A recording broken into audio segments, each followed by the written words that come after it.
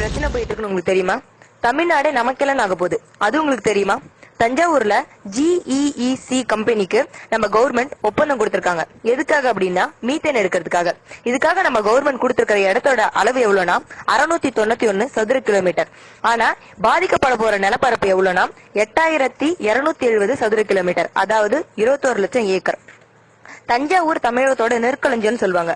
பயிர் செய்யற நிலத்தை இப்படி பாழாக்கினா சாப்பாடுக்கு எங்க போறது?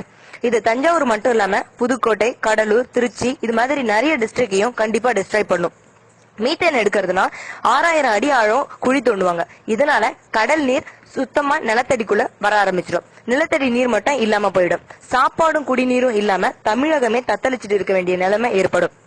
அது மட்டும் இல்லாம இதனால நிலநடுக்கம், சுனாமி இது மாதிரி எல்லா விதமான சீரழிவுகளும் ஏற்பட ஆரம்பிச்சிடும். விவசாய நிலத்தின் அர்த்தம் அகராதியிலிருந்து எடுக்கப்படும். தயவு செஞ்சு இதை ஒரு சாதாரண மெசேஜா எடுத்துக்காதீங்க. இதுக்காக நம்ம கண்டிப்பா ஏதாவது பண்ணியே ஆகணும். பிகாஸ் ஃபியூச்சர் நமக்காக, நம்மளோட ஜெனரேஷனுக்காக நம்ம ஏதாவது பண்ணியே ஆகணும்.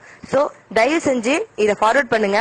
we have to found the solution for that because we are Tamilians.